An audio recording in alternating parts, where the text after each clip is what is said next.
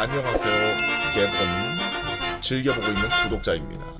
군생활 생각 도중에 전문하사 신분화 교육설이 없어서 썰 풀어보려고요. 신분화가 뭐야?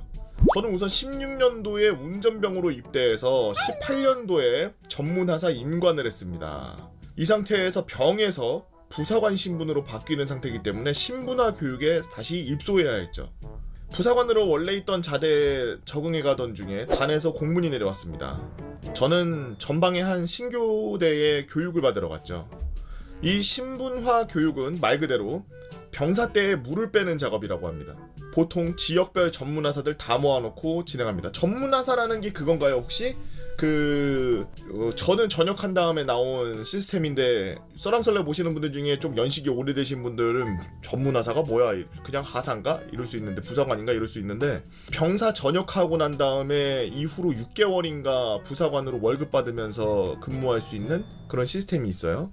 근데 그게 완전 부사관도 아니고 완전 병사도 아닌 그런 중간에 낀 어중간한, 그러니까 한마디로 베테랑 병사를 하사라고 진급을 시켜가지고 쓰는 뭐 그런 거라고 생각하시면 돼요. 저는 강원도에서 근무해서 강원도의 모든 전문하사들을 다 모아놓고 기수별로 2주 정도 교육을 했죠. 진행 시에는 초록견장 다 빼더군요. 훈련 부사관이 인적사항 확인하고 막사로 들어가려는데 갑자기 병사 조교가 저에게 앞으로 가! 를 하는 겁니다. 속으로 병사, 나 부사관인데? 병사가? 응? 했지만 저도 모르게 앞으로를 외치고 있었고 조교가 하나 둘 하니 저도 모르게 하나 둘 외치면서 막사로 진입했습니다. 훈련병 때의 기억이 몸에 아직도 남아있더라고요. 조교가 이제부터 흡연, 휴대폰 모든 게 통제됩니다 라고 이야기하더니 흡연은 하루에 4번 아침, 점심, 저녁, 자기 전만 가능하고 휴대폰은 훈련 부사관님들이 통제한다고 이야기하면서 그때부터 지옥같은 신분화 교육이 시작되었습니다. 생활관마다 40명이 조금 넘었고 숫자별로 팀을 짜주었는데 우리나라 육군은 결국 보병이 중요하다 보니 여기서도 보병 전술에 대해서 배우는 거죠. 팀별로 점수를 받고 성적순을 매기다 보니 여기서 문제가 생겼습니다. 해안부대, 전방 GP 수색대, KCTC, 헌병 특임대, 급양관, 일반 보병 등등 다른 주특기를 가진 동기들끼리 모이다 보니까 결국 팀에서 보병이 많으면 우승하는 교육이 되는 겁니다. 그러다 보니 보병이 캐리 안 하면 다 죽어나가는 거였는데 저희 팀엔 보병이 2명뿐이나 KCTC 동기들이 있어서 살았다라는 생각이 들었죠. KCTC 친구, 그 친구 덕분에 정말 나름 점수 잘 먹고 들어갔습니다. 진짜 그들의 그 괴물 같았던 느낌이란. 대항군 하던 애들이 독도법도 잘하고 그 친구들이 보병 전술 지휘해주면서 저희가 나름 좋은 점수를 받았긴 했었고 산악훈련 중에 점령해 있는 인원과 그걸 뚫는 인원으로 나눴을 때 시작했는데 KCTC 친구들은 어디 갔고 없길래 어디 갔지? 이러고 있는데 진짜 절벽 같은 산 높이를 사냥처럼 기어서 올라가고 있더라고요. 진짜 엄청 가파랐는데 단독군장 차림으로 그냥 올라가더라고요. 그리고 고지 점령하는데 진짜 총알같이 튀어가서 우회 차단하고 뒤에서 덮치는 그 와중에 지휘까지 하던 동기였네요. 정말 무서울 정도로 특히 앞에서 올라가는 거 보는데 정말 저게 사람 새끼들인가 할 정도였습니다. 하필 문제는 팀 평가 중에서도 비중이 큰 병기본 훈련이 문제였는데요. 앞서 말씀드린 것과 같이 병장까지 다 했기에 병기본 항목 중에 2개 이상 틀리면 그대로 순위가 바뀌는 상황인데 팀에서 운 좋게 순차적으로 잘 걸려서 다들 진행하다가 크레모어 차례가 왔습니다. 저랑 급양관 친구가 걸렸고 저는 이 부분만 매우 자신 있었지만 진짜 다른 거는 자신이 없었죠. 한 개만 틀리고 말았으나 급양관 친구는 14개를 틀려가지고 결국 꼴찌를 했습니다. 저희 팀 동기들이 뒤에서 수군거렸습니다. 왜냐면 이 성적이 나중에 단기나 장기 선발에 도움이 되는 것이었으니까요. 비난의 화살은 다 급양관 동기에게 쏠리게 되었고 야, 쟤 밥이나 제대로 하겠냐? 다 망했다. 야, 부대 가서 뭐라 그러냐? 아휴, 그냥 잘 놀다 왔다고 해야 되겠다. 야, 어차피 군생활 더 안 할 거니까. 라면 다들 비관하고 있었고 그때부터 저희 팀은 즐기기 시작했습니다. 자기 전에는 늦게까지 떠드는데 서로 자대에서 가져온 장비들 비교하면서 어떤 동료는 야투경이나 스코프, 신형 K1C1, 신형 군장 등 전방, 후방, 군용품 차이 등 볼 수 있었고 서로 부대에 썰푸는 내용, 주특기별 힘든 점 이런 것들을 들을 수 있었네요. 조교들과의 관계. 조교들이 저희를 인솔하고 생활 전반을 훈련병 때 비슷하게 지내는데 처음엔 조교들한테 반말하고 장난치니까 훈련 부사관들이 우리의 선임이다 보니 조교들이 다 일러 바쳤고 뒤지게 욕 많이 먹게 되었고 결국에는 조교들 통솔에 따르게 되었죠. 조교들이 짬이 안 됐나 봐요. 다들 병장 만기 전역하고 돌아온 사람들이다 보니 상병장들이 인솔하면 그나마 반발이 좀 적은데 꼭 인솔은 일병들만 시켜가지고 주말 종교활동 때 제자리 걸어만 6번 넘게 했었고 몇몇 동기들은 돌아와서 빵탄 집어던지면서 아이 진짜 이 일병 짬찌 새끼가 이시라고 하면서 분노할 지경에 이르렀습니다. 여기서 짬찌는 군대 용어 중 하나인데 짬찌끄레기의 준말입니다. 조교들은 저희를 통솔하겠다는 명목으로 교육시간 때 떠들고 있었습니다. 조용히 하십시오. 저희는 니나 조용히 해 응수하는 동기 때문에 힘들었었죠.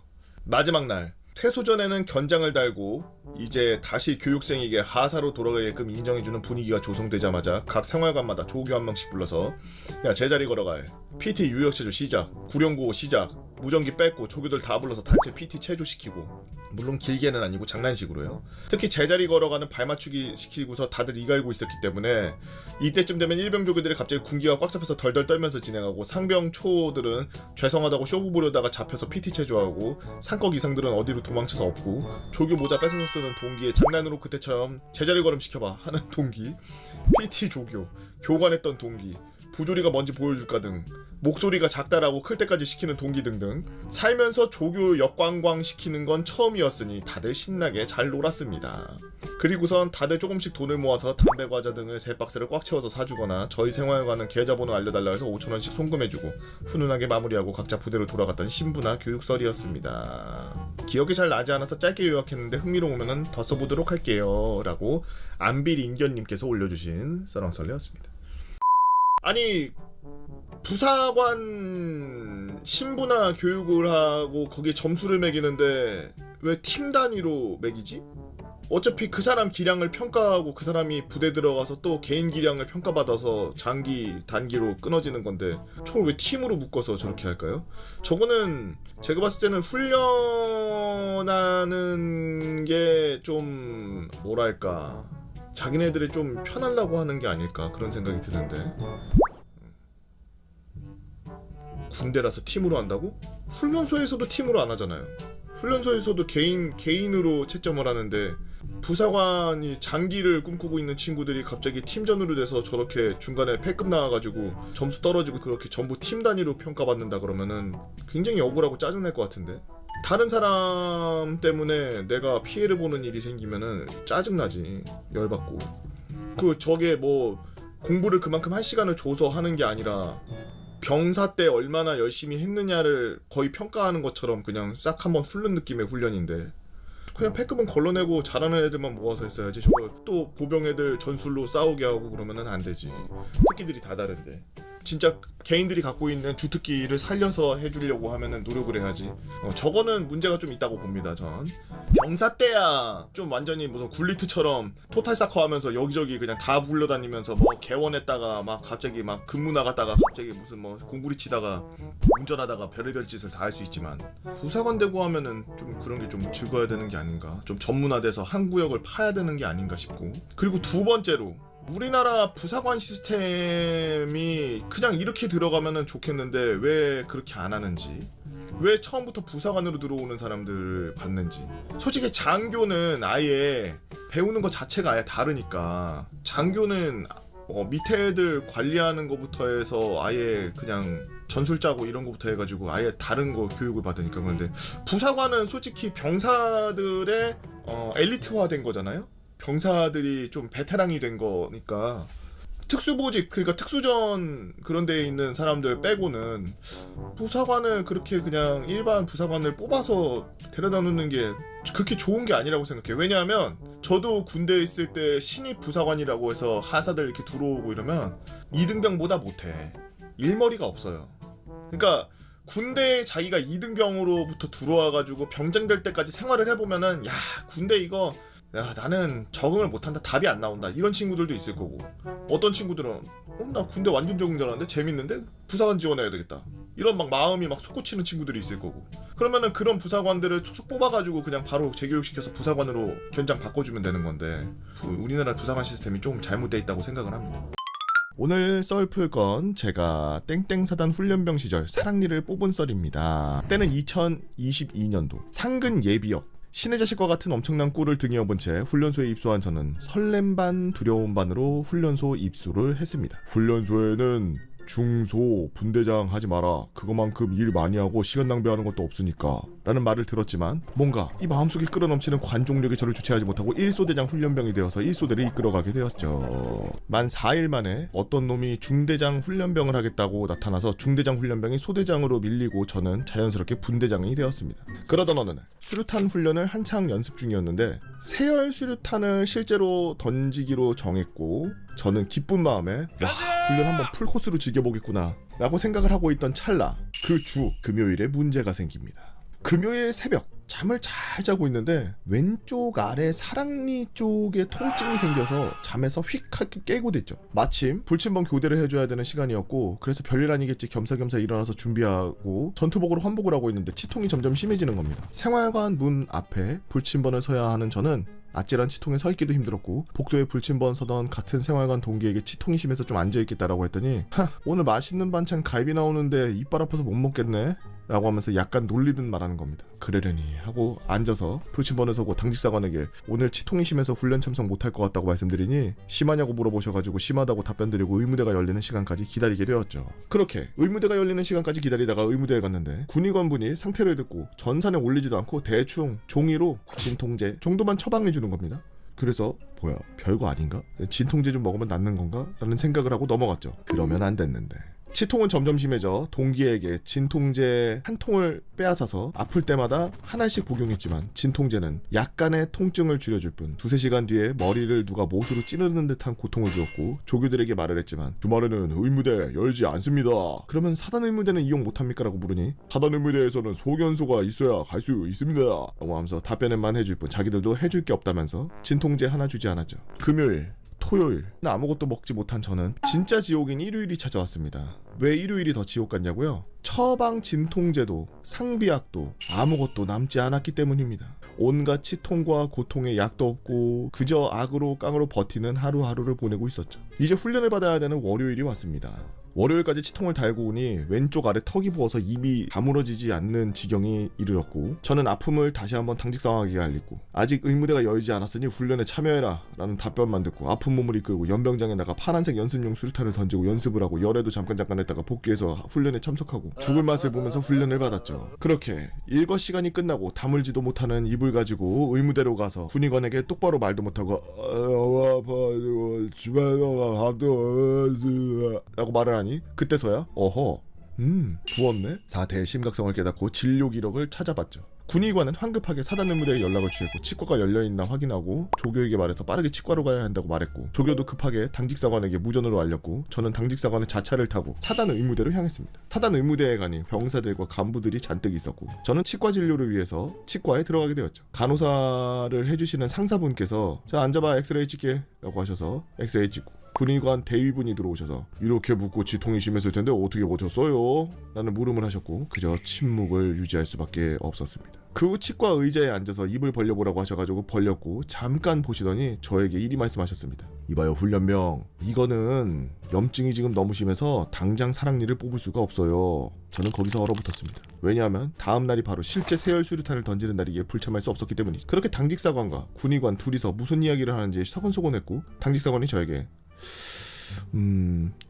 아티야 오늘 뽑겠니? 저는 내일 수류탄 훈련이 있는 게 맞는지 되물었고 내일 수류탄 훈련이 있지 라는 말을 듣자마자 그럼 오늘 시도는 해보겠습니다 라는 답변을 들었고 그렇게 입에 마취가 시작되었습니다. 굵은 바늘이 입속에 들어와 마취를 시키는 것을 느끼며 몸부림치고 사랑니 뽑기가 시작되었죠. 당연히 염증이 엄청 심했기 때문에 마취가 잘 될 리가 없었고 뽑는 내내 고통스러웠고 말로 형용할 수 없는 고통을 느끼며 신음을 내니 군의관이 절레절레하며 도저히 이거 뺄 수가 없다 라고 말씀하시며 일단은 염증을 제거하고 금요일에 염증 가라앉는 거 보고 뽑자 라고 하셨죠. 저는 알겠다고 답변드리고 염증을 제거하는데 그것도 미친 고통이었습니다. 제 왼쪽 사랑니는 그렇게 뽑담한 상태가 되었고 살짝 절개도 하셨는지 그 부위를 꼬매기까지 하셨죠. 그런 후 밖에 나오니 군대 와서 아프면 서럽다는 말이 뭔지 알아서일까요? 눈물이 주르륵 하고 흘렀습니다. 약을 탄 후 당직사관과 차를 타고 훈련소로 돌아오는데 당직사관이 분위기를 풀려고 그러는 건지 일부러 시비를 거는 건지 사내 자식이 울고 있어 이 쪽팔리게 이 새끼가 농을 치셨고 저는 그냥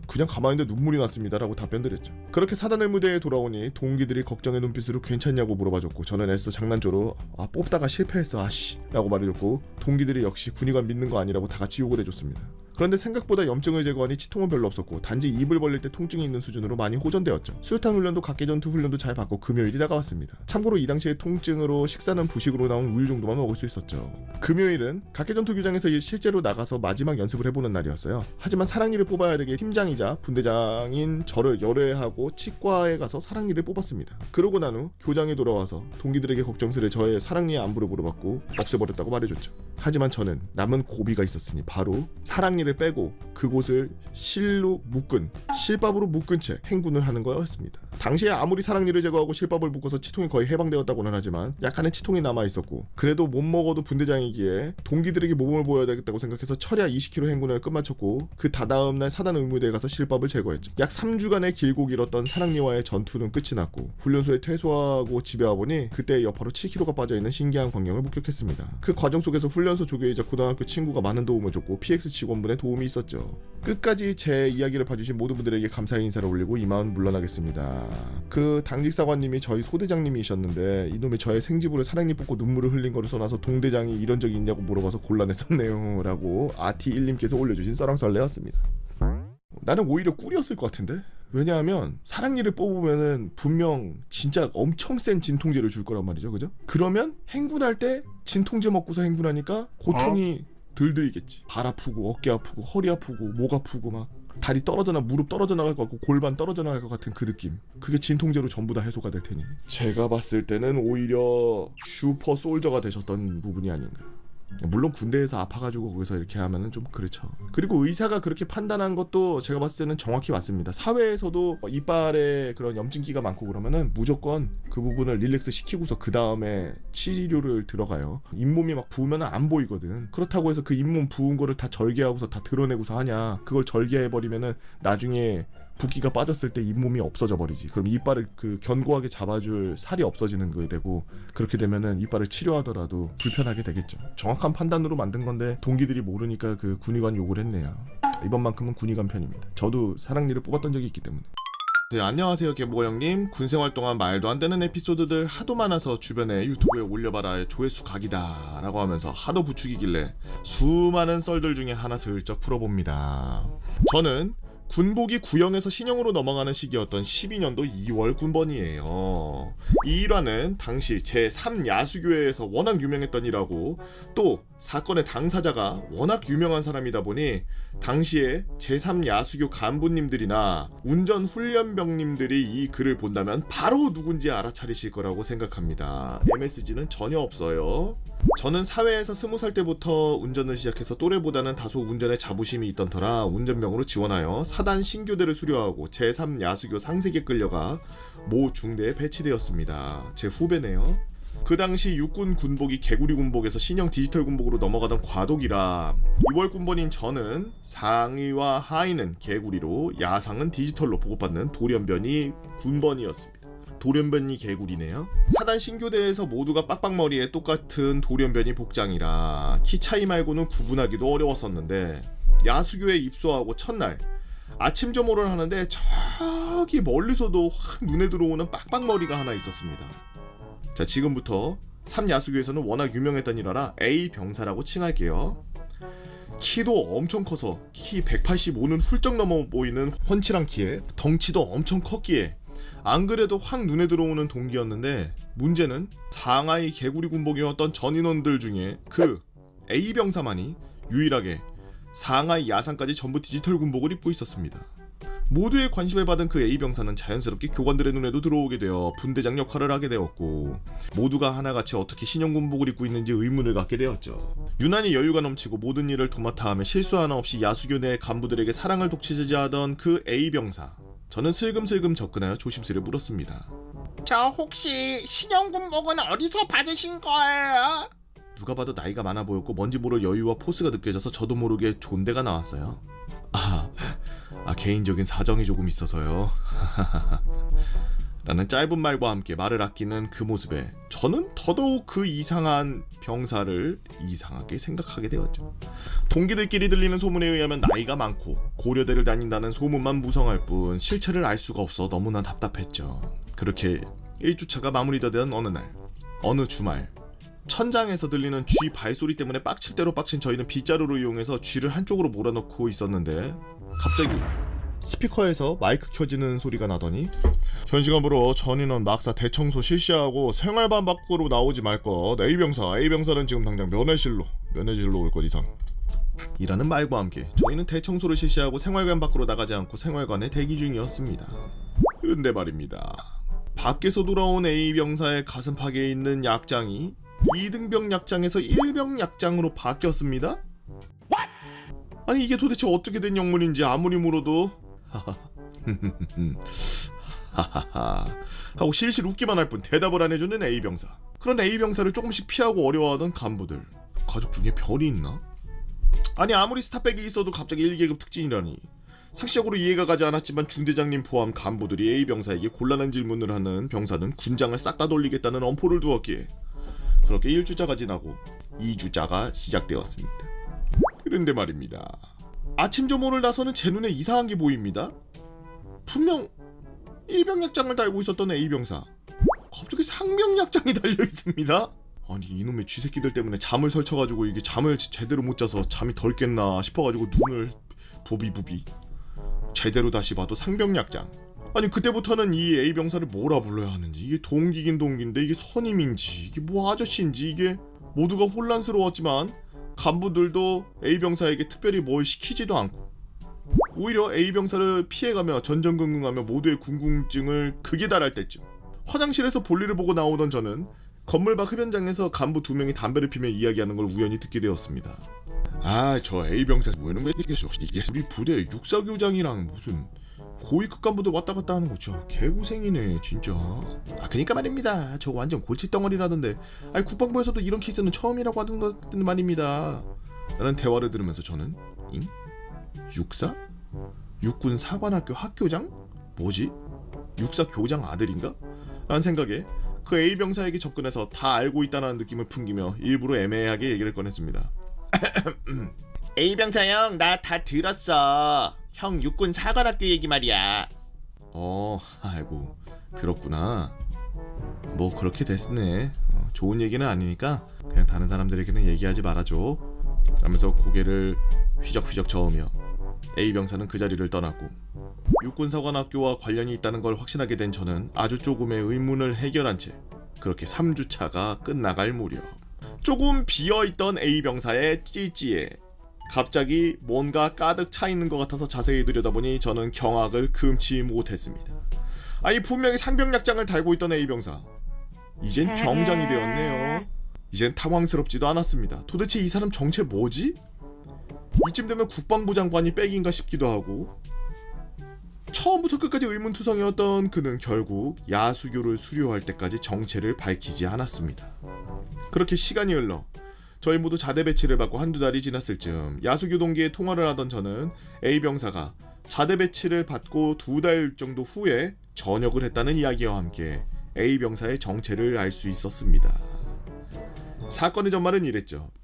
그 A병사 사실 원래 육군사관학교에서 수석 졸업한 엘리트 중에 엘리트 장교였습니다. 졸업 후 과정들을 거치고 장교 임관만 하면 되는 거였는데 어째서인지 갑자기 군인으로서의 길을 포기하고 고려대로 편입 후 일반 운전병으로 지원을 하게 되어 제3야수교까지 그냥 온 겁니다.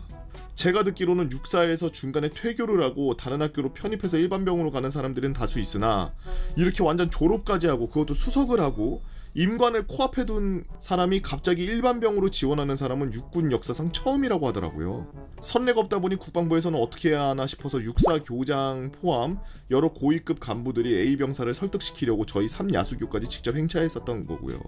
결국 육사생도 시절과 그 후 교육과정들을 군복무로 인정받아 야수교제에서 병장을 달고 자대 배치 후 2달 후에 군복무를 끝으로 전역을 했다고 합니다.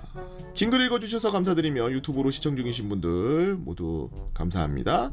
끝으로 이 글이 반응이 좋다면 1호차 타고 동기랑 타령해서 피자 사오다가 사단장에게 걸린 썰. 대형 굴삭기로 대전차 지뢰 밟아서 저녁 2주 전에 죽을 뻔한 썰. 대대장님이랑 등산 갔다가 길 잃어서 새벽 4시에 119에 구조받은 썰 등 풀어보겠습니다. 엑셀레이터님께서 올려주신 썰랑썰레 잘 봤습니다. 이분 뭐 썰 공장이네. 다 써주세요. 유튜브로 보시는 분들은 어떤 다음 이야기를 보고 싶으신지 댓글에다가 남겨주시면은 글 쓴 분이 확인하셔서 제일 많이 받거나 아니면 쓰고 싶으신 거 쓰도록 하겠습니다. 육군 사관학교가 거의 뭐 훈련이나 이런 것들 육군 사관학교도 4년 다니죠? 4년 다니고서 수석 졸업까지 다 하고 장교로 임관하기 직전이었는데 그때 갑자기 졸업하고 나서 임관을 안 하고 바로 대학교를 고려대로 편입을 하고 그리고 군대를 버리고 다시 병사로 들어왔는데 옛날에 육사 때 훈련받고 경험했던 것들을 인정받아서 군복무를 한 2달만 하고서 아니죠 야수교하고 훈련소까지 하면 4달이겠죠 4달 정도 한 거를 거꾸로 해가지고 전역을 했다. 굉장히 큰 특수 케이스네요. 한 달 만에 한 달도 아니지 2달이죠. 훈련소 끝나고 야수교에서 한 달이니까 한 2달 만에 병장을 달았다. 자대에서도 어이가 없었겠다. 새로운 신병이야. 여기에 4개 붙어있으면은 신병이라고 하지 않으셨습니까 여러분? 신병이야. 육사를 수석 졸업하고서 저렇게 한 분에 대한 이야기는 저도 처음 듣네요. 아마 이때 야수교 나온 분들 중에 같은 기억을 갖고 계신 분들도 댓글에다가 글 남겨주시면은 좋겠습니다. 신기한 이야기네요. 그게 또 인정이 되나 보네요. 그래서 육사에서 그렇게 공부하고 했던 것들도 군대란 참 신기한 곳이지 않나. 근데 육군사관학교 수석 졸업할 정도면은 솔직히 한 투스타 정도까지는 보장돼 있지 않을까 싶은데 왜 갑자기 고려대로 편입을 했는지 모르겠네. 로또 맞았나? 매일같이 썰랑썰레를 라디오처럼 틀어놓고 듣는 유튜브 구독자예요. 저도 썰을 하나 풀려고 이곳에 왔습니다. 유튜브로 올라가게 된다면 유튜브로 보시는 분들 구독과 좋아요 잊지 말고 한 번씩 한 번 더 감사합니다. 근데 구독 한 번 더 누르면 안 돼요. 알죠? 취소되는 거 알죠? 때는 바야흐로 2011년 강원도 전방의 아주 추운 겨울. 저는 당시 전역을 3개월 정도 남긴 말년 병장이었고 대대에 파견되어 있는 운전병이었죠. 거의 반년이 넘게 해당 대대에 있기도 했고 저의 성격이 살가운 편이라 대대 대부분의 간부와 친분을 쌓을 수 있었습니다. 그러던 어느 날 낮에 잠을 너무 많이 잤는지 저는 새벽에 깨어나고 말았죠. 1시간 정도 뒤척거리다가 일담한 만화책임도 있겠다. 당직사령도 가장 친한 본부중대장이겠다. 그냥 바로 지통실로 내려갔습니다. 충성! 병장 땡땡땡 지통실에 용문서 좀 넣어! 넌 왜 안 자고 돌아다녀? 오늘 날씨가 너무 추워서 새벽에 시동 한번 걸어야 할 것 같습니다. 그거 되게 시끄러울 텐데 꼭 지금 해야 되냐? 아 몰라. 네 맘대로 해. 네 알겠습니다. 그럼 시동 좀 걸겠습니다. 저는 곧바로 만화책과 과자, 후레쉬를 들고 차량이 있는 연병장으로 갔죠. 물론 날씨는 더럽게 추웠어도 히터도 틀었겠다. 새벽에 일탈을 하는 쾌감에 추위도 잊은 채 2시간 넘게 차를 돌아다니면서 시동 걸고 만화책도 보고 그랬죠. 이후 잠깐 생활관으로 가서 1시간 정도 자고 아침 조회에 참여하고 있던 때였습니다. 거친 하루 헤치며 박효신 노래에 맞추어서 체조를 하고 있는데 저 멀리 연병장 끝에 1호차와 2돈 반 하나가 사령대를 향해 오고 있는 겁니다. 도착하신 연대장님은 곧바로 운전병들을 모으셨습니다. 자, 다 각자 차량 시동 걸어봐. 문제없이 시동이 걸리는 것을 확인한 연대장님은 아주 흡족해 하셨고 저희는 그 이유를 들을 수 있었습니다. 간밤에 너무 추웠던 나머지 신차와 싸제를 제외한 차량 대부분이 방전나버렸고 아침 일찍 출근하자마자 부식 차량들이 방전나서 출발할 수 없다는 연락을 받은 연대장님이 분노에 차서 수송대를 직접 방문하셨던 거죠. 초토화된 수송대를 보셨던 연대장님은 점프 뛸 2돈 반 하나를 가지고 대대로 순찰하고 계셨던 겁니다. 아주 운 좋게도 제가 어제 새벽에 만화책을 본 덕분에 모든 차량들 다 시동 걸었구나. 대단하네. 제가 있던 대대는 문제없이 시동을 걸 수 있었던 거죠. 그래. 이쪽 대대는 아주 차량 관리를 제대로 하고 있구만. 흡족해 하시는 연대장님 옆에 안도하는 본부대장님과 그리고 어리둥절해하고 있는 후임들. 저는 군생활 길게 남은 사람들을 위해 작은 선물을 하기로 했습니다. 네, 그렇습니다. 어젯밤에도 본부중대장님이 평소처럼 차량 관리 열심히 하라고 얘기하셨고 후임들과 함께 어제 새벽에 일어나서 시동을 걸어놨었습니다. 연대장님은 매우 흡족해하며 그 자리에서 본부중대장과 운전병들을 아주 칭찬했고 곧바로 다른 대대로 또 순찰차로 밀어버리러 가셨죠. 포상휴가를 기대했는데 그러기엔 연대장님이 너무 빡쳐있어서 그런 포상은 없었습니다. 이 이야기는 대대장님 귀에 들어갔고 대대장님 또한 어깨가 으쓱하고 올라갔고 본부중대장은 나중에 개인적으로 찾아와서 고맙다는 말과 함께 같이 운행 나가면 꼭 한턱 쏘겠다고까지 얘기했죠. 그리고 일주일 뒤 운행에서 돌아온 저는 갑작스럽게 본부중대장과 배차에 나가게 되었습니다. 저희 부대 근처에 신교대가 있는데 신교대 훈련 물자가 부족하다고 물자를 빌려주는 배차였죠. 가는 도중에 저와 본부중대장은 그때 이 얘기를 했습니다. 근데 그 이후로 내가 대대장님한테 다시 얘기했다? 어떻게 말씀이십니까? 양심에 찔려서 솔직히 너가 혼자 나가서 시동 킨 거라 그랬더니 타 대대 간부도 후임도 챙긴다고 대대장님이 더 좋아하더라고. 저는 만화책을 봤다는 양심의 가책을 느끼긴 했지만 좋은 게 좋은 거지라고 하면서 비밀로 마무리 지었죠. 하여튼 신교대에 도착해서 본부중대장은 행정반 쪽으로 내려가고 저는 창고 쪽으로 물자를 내릴 준비를 하기 위해 적재함을 열고 올라가 있었습니다. 잠시 후 물자를 옮기기 위해 훈련병들 간부 1명, 개원 1명이 차 쪽으로 와서 저는 훈련병들이 물자를 받아갈 수 있게 적재함에 물건을 꺼내서 입구 쪽으로 밀어주고 있었습니다. 그런데 갑자기 신교대 간부 넌 물자 안 날라? 타 부대에서 갑자기 쌍욕을 들을 일 없다고 생각해서 적재함 안쪽에 입구에서 계속 밀어주고 있었어. 너 이 운전병! 야! 저 말씀이십니까? 그래 너 이 새끼 너 내려와봐. 우리 애들은 다 물자 옮긴 X인데 너는 왜 차 위에서 까고 있어? 병사들 가져가기 쉽게 안에서 물자 밀어주고 있었습니다. 원래 운전병은 부상의 위험 때문에 운전외에 작업 안 하게 되어 있습니다만 이 놈 봤네? 일 안 하겠다고? 모르는 간부한테 그것도 너무 싱싱해 보이는 중위한테 이런 얘기를 들으니까 너무 기분이 나빴습니다. 소송대장님 번호 알려드리겠습니다. 전화해 보십시오. 이 그렇게 이유도 모르고 바늘을 잔뜩 놔있던 그 중위는 훈련병도 많은데 갑자기 저의 멱살을 잡았죠. 저는 순간 너무 당황해서 멱살을 잡은 손을 뿌리쳤고 그 순간 간부가 다시 제 멱살을 잡으면서 한 대 치겠다는 듯이 주먹을 들어 올렸습니다. 바로 그때 뭐 하는 거야 지금? 멀리서 격앙된 목소리로 소리를 지르며 본부중대장님이 다가왔죠. 말년에 간부랑 싸워서 영창 가겠구나 싶어서 싶었는데 본부중대장이 오자마자 간부를 비치면서 이렇게 말씀하셨습니다. 병사들 다 보는데 간부가 뭐 하는 거야? 야 운전병 다친 데 없어? 너 일단 운전석에 타. 그 뒤로 본부중대장이 신나게 중위를 터는 소리만 들렸고 그 이후로 어디론가 전화를 하더니 갑자기 물자를 다시 차에 싣기 시작했습니다. 물자를 다 싣자마자 본부중대장이 부대로 복귀하라고 지시를 하였고 도착하자마자 대대장실로 저를 데리고 갔죠. 대대장님은 상황을 설명해보라고 하였고 저는 사실대로 얘기했습니다. 방금 한 말에 거짓말 하나도 없지? 네 그렇습니다. 야 본부중대장 물자 받고 싶으면 지들이 직접 오라고 해. 올 때 얘 멱살 잡은 중위 데리고 오라 그래. 그리고 운전병 넌 잘못한 거 없으니까 안심하고 있어. 순간 억울했던 거랑 영창 생각이 불안했는데 그 생각들이 모두 풀리면서 울 뻔했죠. 그 이후 본부중대장은 저를 데리고 PX에서 냉동과 라면을 사주면서 저녁 식사를 같이 했고 식사를 마치고 중대장님이 저를 창고 쪽으로 데리고 갔는데 거기는 대대장님과 아까 멱살을 잡은 중위가 있었습니다.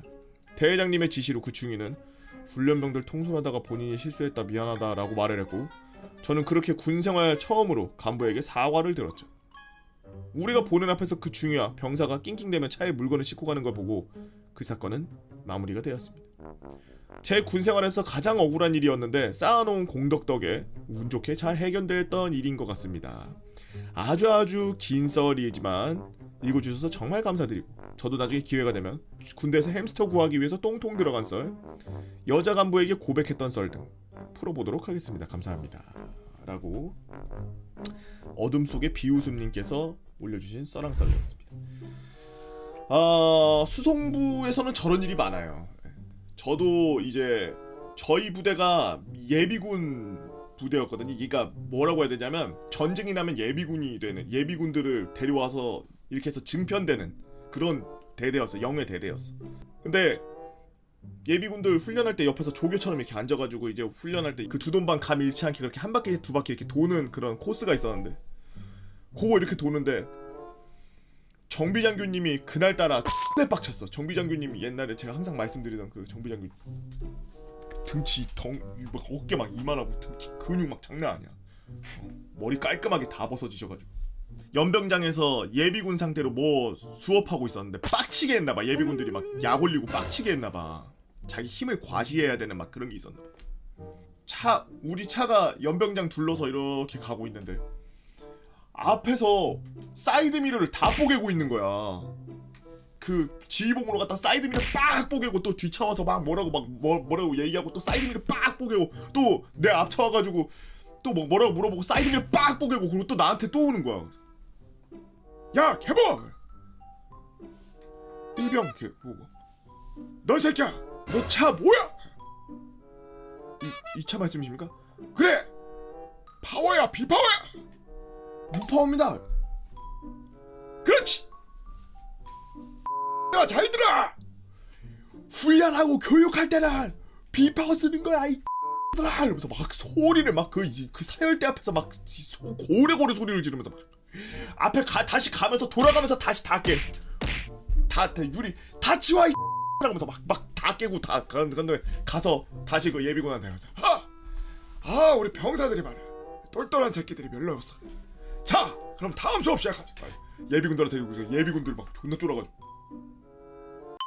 유튜브 알고리즘으로 인해 썰랑썰레를 접한 후 평소에도 재밌게 보고 있다가 이번에 이렇게 한번 글을 써봐요. 혹시 이 글이 읽어질지는 모르겠지만 보시는 분들이 재밌게 보셨으면 합니다. 패급의 서막. 저는 가정 생계가 좋지 않아 20살부터 알바라는 알바를 닥치는 대로 해왔고 남들은 다 가는 대학교도 못 가보고 생계형 알바를 하다가 09년도 10월에 입대를 했습니다. 논산훈련소로 입대를 하게 되었는데 처음에는 훈련병들을 대상으로 인적사항 적을 때 저는 사회에 대한 불만들로 대충 살아도 그만 죽어도 그만 뭐 이런 식으로 글을 적었는데 이게 제 군생활 내내 꼬리표처럼 따라다닐지는 몰랐습니다. 훈련소 훈련 일정 중에 실수류탄 투척 때 제가 제일 마지막에 던졌는데 교관님이 바쁘신 틈을 타 종이를 봤는데 예를 들어 10번 교육생 뭐 다한증, 11번 교육생 다한증 뭐 이런 식으로 써있다면 12번 교육생 저 자살 충동. 저는 와 이게 이렇게까지 되나 싶었지만 뭐 별일이나 있겠어 하고 그냥 넘어갔습니다. 이 외에도 조교들이 자는 방 바로 맞은편에서 생활을 하고 조교 및 교관님들도 항상 저를 어린아이 다루듯이 대해줬네요. 그리고 이 사항들은 모두 그대로 자료가 자대로 넘어가게 되면서 저는 이상한 충동이 있는 관심병사 취급을 받아야 했습니다. 두 번째, 주특기 개조. 저는 후반기 교육을 통해 방공병과 유도미사일로 들어가게 되었는데 특 관심병사로 알고 있어서 그런지 처음에는 모든 선임들과 간부들이 잘해주다가 제가 적응도 곧 잘하고 오해가 풀리다 보니 그때부터 구타와 가혹행위가 시작되었습니다. 그냥 패급으로 살걸. 방공병과 특성상 한 분대당 인원 편제는 많지 않았고 제 맞선임은 6개월 정도 차이가 났습니다. 어느 날 선임은 저에게 너 방공학교에서 공부 열심히 했냐? 저는 최선을 다했습니다. 선임은 지그시 쳐다보더니 이윽고 병과 교본을 꺼냅니다. 선임은 교본을 보면서 저에게 이것저것 재원이나 운용 방법을 물었고 전 당연하게도 방공학교에서 훈련소 때 못 핀 담배를 핀 기억과 PX 사용해로 인해 대부분 문제를 몰랐습니다. 뭔 소리야? 공부를 안 했다라는 거잖아. 선임은 고개를 끄덕끄덕하며 관물대에서 고무망치를 갖고 오라고 했고 제가 틀릴 때마다 고무망치로 제 머리통을 때렸죠. 저처럼 고무망치를 맞아보신 분 계신지 모르겠지만 정말 아픕니다. 그렇게 다음날, 다다음날 계속해서 문제를 만들어서 문제를 냈고 저는 고무망치를 맞으며 정말 공부를 많이 했습니다. 3일 정도 맞으면서 공부하다 보니 저는 이러다가 진짜 숟가락 살인마한테 맞아 죽는 게 진짜일 수도 있겠다는 생각이 들면서 연등을 시작. 이 연등은 정말 피곤하지 않은 이상 계속해서 4개월을 지속했죠. 날이 지날수록 고무망치를 맞는 횟수는 점차 적어졌고 나중에 선임이 별의별 걸 다 질문하더라고요. 운전병에 대해 잘 모르지만 빗대 예를 들면 운전대 휴일질은 몇이야? 재질 뭐야? 돌리면 몇 바퀴 돌아가? 그 안에 나사 어느 나라 거야?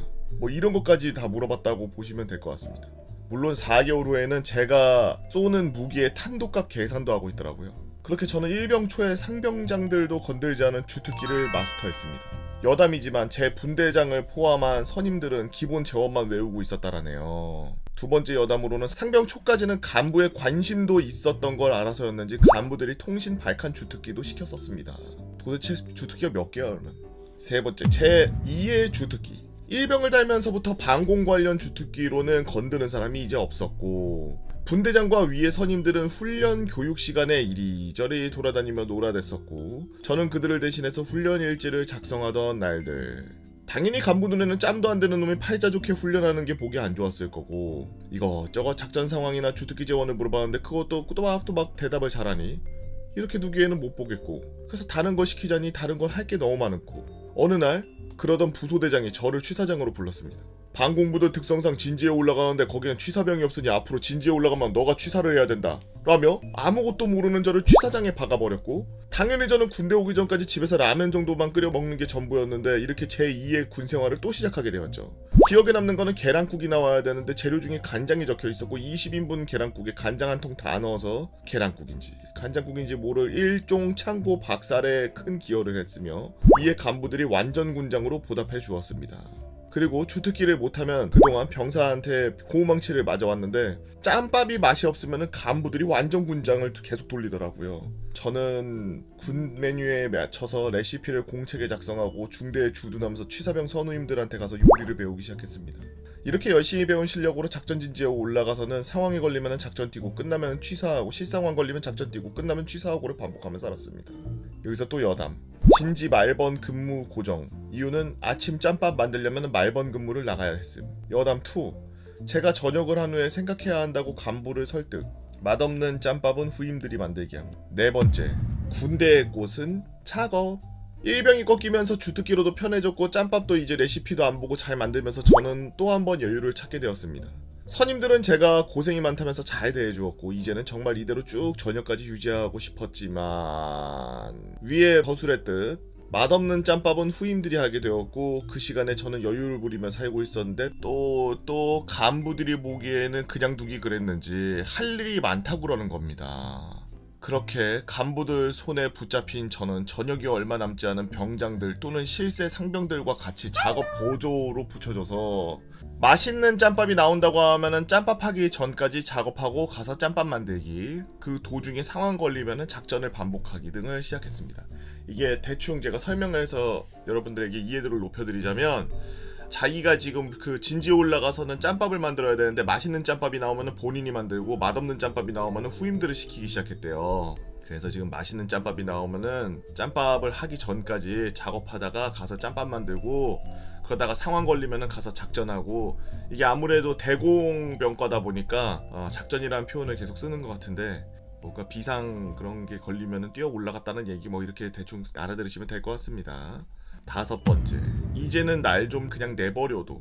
군생활에서 이제 저도 저녁을 바라보는 시점이 다가오기 시작했습니다. 하는 일이 하도 많았기 때문에 간부들의 두터운 신임을 받고 있었으며 선임들도 저한테 실세를 다 물려줘서 그 누구도 이제는 건들 일이 없어졌죠.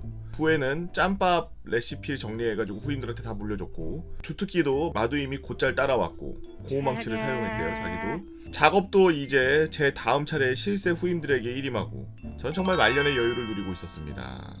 그러던 어느 날 대대에서 전투 사격망을 뽑는다는 겁니다. 휴가도 걸려 있었는데 그러던가 말든가 어차피 저녁 전에 그런 거 나가고 싶지도 않고 최대한 요양하다가 나갈 생각이었던 차에 행정병이 와서 저에게 하는 얘기가 충격으로 다가왔습니다. 신병장님, 특급 전사는 무조건 참가하라고 합니다. 그 말은 제 귓속에 맴돌았고 저는 행정병에게 다시 한번 물었습니다. 우리 중대 특급 전사 몇 명 있는데? 당연히 많이 있으면 자연스레 빠지려고 짱구를 굴렸으나 7명 있습니다. 그리고 중대에서 대표만 뽑아서 가는 건데 다른 인원들 내보내면 중대 망신당한다고 7명 전원 참가하라고 중대장님께서 하달하셨습니다. 저는 특급 전사를 따고 운동을 쉰 지 꽤 오래됐고 몸을 예열하기도 전에 그 대에 끌려갔죠. 1.5km 단독군장 뛰임걸음에 1.5km 완전군장 뛰임걸음에 사격장에 도착해서 10발 장전 사격. 이날 3등 했습니다. 중대 복귀 후 토했어요. 자, 이제 이렇게 군생활이 끝나버렸습니다. 이병 때 신종플루로 가족들도 못 들어오고 혼자 입대하고, 일병 때는 천안함 사건이 터지고, 상병 때는 연평도 포격 사건이, 병장 때는 구제역이 발생해서 외출 외역 다 통제당했었네요. 저렇게 굴렀는데 뭐 없냐? 당연히 휴가는 저희 중대에서 1등 찍었습니다. 모범병사, 모범분대장, 최우수 소대, 작전평가, 최우수 분대 등 참 많은 상을 받았죠. 근데 이 상을 써본 적이 없이 형기 휴가만 나왔네요. 말 잘 듣는 후임과 열심히 하는 후임들한테 줄 수 있는 거 다 나눠줬습니다. 어떻게 받은 상인데 저라고 안 쓰고 싶었을까요? 저는 부모님도 안 계시고 누나랑 있었는데 누나가 첫 휴가 때 맛있는 거 못 사와서 미안하다고 한 말이 너무 속상해서 그냥 군대에서 받은 포상 휴가는 다 줘버렸어요. 군대에서 정말 많은 걸 배웠습니다. 지금은 결혼을 약속한 요리사 여자친구가 있는데 제가 요리를 정말 잘한다고 근데 양 조절을 왜 이렇게 못하냐고 하네요. 긴 글 읽어주셔서 감사합니다. 모두들 행복하세요. 마지막에 왜 이래. 양 조절 못할만 하지. 군대에서 부주특기가 취사병이었는데 진짜 다사다난했네요. 저도 군대 갔을 때 처음에 전산 꼬여서 수송부대 가서 대기하고 있는데 아직 내무실도 배정 안 돼서 앉아있는데 인사과에 기무대에서 전화 와가지고 아니 걔보고 걔 기무대 인원인데 왜 빼갔냐 이래가지고 그 인사과에서 막 확인한다고 그러고서 확인하고 뭐 이것저것 했는데 저희는 이상 없는 것 같습니다 막 이래가지고 기무대에서 다시 확인하고서 연락한다 그러고서 저는 며칠 지나면 다시 기무대로 가는 줄 알고 정말 좋아했었는데 전사는 오류였어요. 그대로 수송대에 있었고 더블백을 풀었는데 거기서 투스타 표창이 나왔고 그것 때문에 다른 친구들은 수송대 운전만 하면 되고 그냥 근무만 쓰면 되고 잡일하고 공구리만 치면 되고 이런 일들만 하면 되는 것을 정비병이 돼가지고 갑자기 난 주특기도 정비병이 아니었는데 정비병 집체도 갔다 온 적이 없는데 정비병보다 정비를 더 잘했어요. 정비병 집체를 하고 정비병 후반기 교육을 받고 오고 사회에서 정비를 하고 온 놈보다 제가 정비를 더 깔끔하게 잘했어요. 그걸로 휴가도 못 나가고 왜 그럴까요 도대체. 나한테 예전부터 썰랑썰레를 자주 봐왔지만 군대에 갔다 오지 않아 풀거리가 없는데 이번에 오만 썰거리들과 함께 전역하게 된 트수입니다. 때는 2020년도. 이번에 막 갔다 오자마자 바로 썰 푸시나 보네. 저는 해외 대학을 다니던 도중에 코로나 사태가 심각해져 부모님의 버스트콜로 한국에 들어오게 되었습니다. 한국에서 비대면 수업과 함께 과외도 뛰면서 살아가던 중 저에게 입영통지서 한 장이 날라오게 되죠. 날아온 입영통지서를 잘 읽어보니 제가 갈 신교대는 흔히 메이커 사단이라 불리는 곳 중 하나인 최전방 신교대였고 그냥 보내주는 대로 가야 되는 줄 알았던 저는 논산에 신청할 생각도 없이 그냥 보내주는 대로 최전방으로 나아가게 되었습니다. 훈련소 생활 도중에 GOP에서 사람들이 와가지고 GOP에 들어오면 지급되는 휴가의 양은 너희들이 생각하는 그 이상이다 라는 이야기와 함께 GOP에 갈 사람들을 차출해내기 시작했고 휴가 일수가 그렇게 많다고? 혹한 저는 GOP에 지원하게 되었죠. 그렇게 제 군생활의 막이 시작되었습니다. 자대 배치를 받고 신병들이 들어왔을 때 갖는 2주간의 대기 시간. 저는 소초에 떨어진 것이 아닌 중대본부에 남아 인사개원의 업무를 보게 되었죠. 제가 인사개원이 되고 문제가 바로 생겼습니다. 제 맞선임이자 사수였던 인사개원이 제가 온 지 일주일도 안 돼서 GOP 개 같아서 못해 먹겠다고 빼바로 내려가 버렸고 사사수가 뭐죠? 사수의 사수인가요? 사사수는 전역 전 휴가를 떠났고 미복귀 자가 전역 시스템이라 그대로 집에서 바로 전역했고 신병이 된 일주일 만에 사수 없이 혼자가 되어버린 저는 상황병 업무 서랴, 인사개원 업무 보랴, 작업 가랴 미친듯이 뺑뺑이를 치기 시작했죠. 다른 개원들이었던 선임들의 일도 도우며 타 개원의 업무도 어느 정도 건들 줄 알게 되었습니다. 일병 나부랭탱이었던 저에게 일이 힘든 건 크게 문제가 되지 않았습니다. 선임들의 경우 오히려 작업이나 업무가 있으면 배려해주거나 같이 하자면 으쌰으쌰 하는 분위기로 잘 버텨나가고 있었죠. 문제는 코로나 플러스 GOP의 특성상 외출 외박이 없는 것은 당연했고 민가보다 북한이 더 가까운 이곳 지리 특성상 배달 같은 건 꿈도 못 꾸며 휴가도 코로나 때문에 선임들도 몇 명이나 지체되고 면회 없고 가장 큰 문제는 이러한 상황을 동기 후임 없이 막내로 3개월 동안 버티고 있던 제 멘탈이 점점 녹아내리고 있었다는 겁니다. 그나마 이런 상황을 버틸 수 있었던 것은 파견부대 인원들 즉 아저씨들이 많아서 친하게 지내면서 스트레스를 푼 게 좀 크지 않았나 싶은데요. 그렇게 더 버티고 버텨 제가 상병 2호봉이 되었고 꿈에 그리던 신병 위로 휴가를 나가게 되었습니다. 제가 휴가를 나가자 이미 군대에 갔다 왔던 친구들과 한때 중사전역까지 한 형들이 그 부대는 대체 뭐하는 부대길래 상병 2호병에 신병 위로 휴가를 보내니 하면서 혀를 내둘렸죠.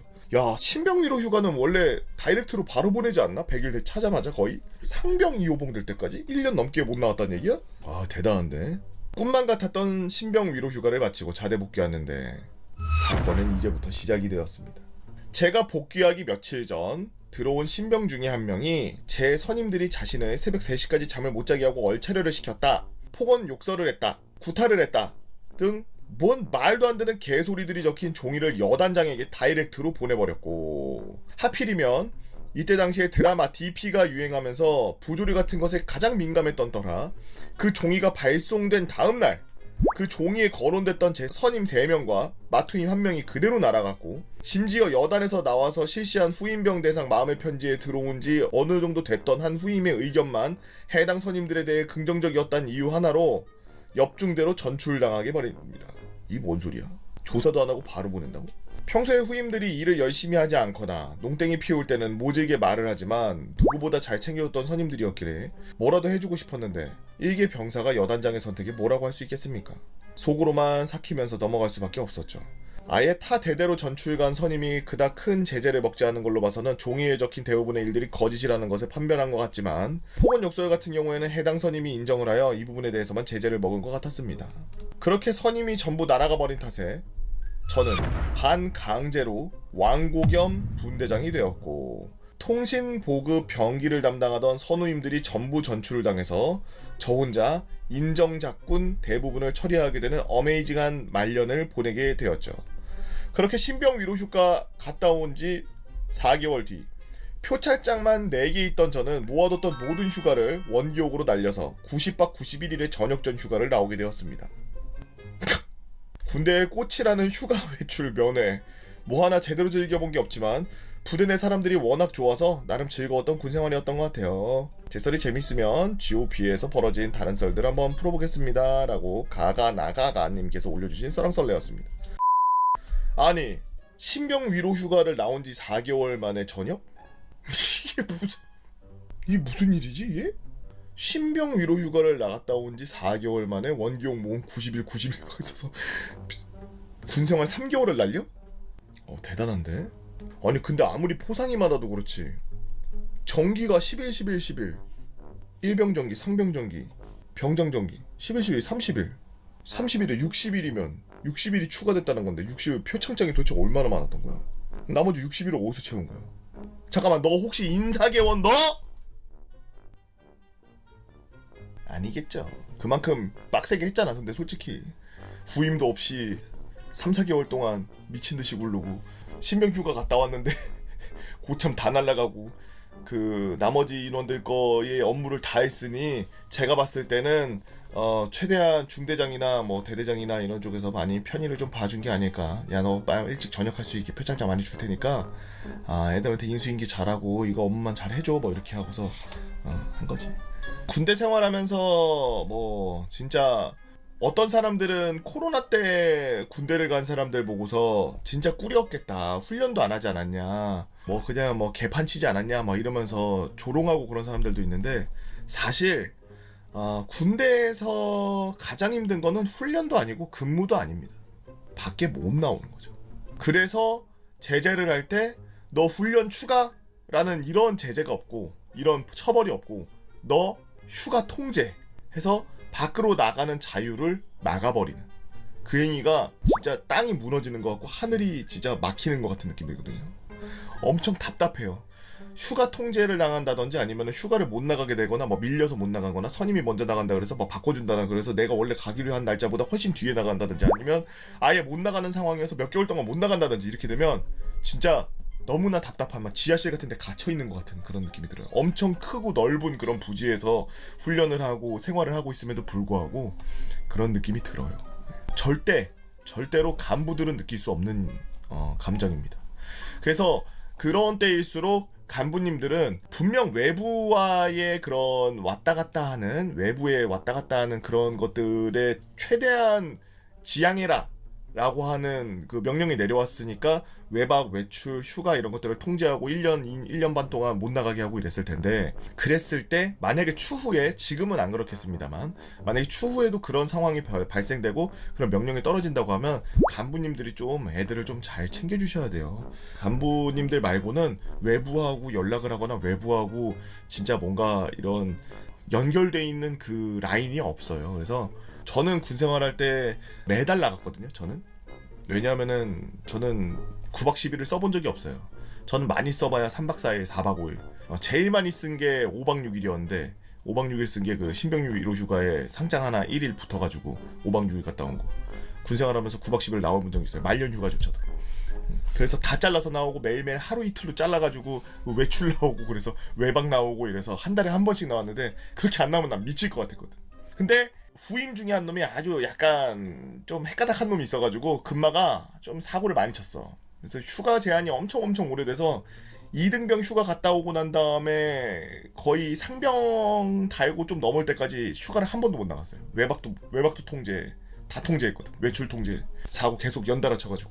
그래서 나중에 막 애 약간 정신 나가는 거 보이니까 이제 분대장급들에서 계속 이제 얘기들이 나왔지. 제 미쳐갑니다. 중대장하고 이제 보고할 때 결산하고 이렇게 보고하고 행보관한테 보고할 때 죽어가고 있습니다. 미쳐갑니다. 이러고 보고해요.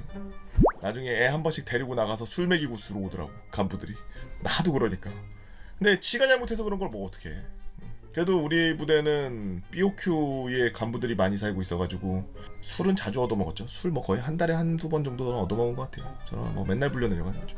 여튼 못 나가는 게 가장 힘들었을 텐데 어떻게 1년 반이나 군대 들어간 지 1년 2개월 될 때까지 어떻게 휴가를 한 번 안 나가고 버틸 수 있었는지 참 대단하고 신기하네요.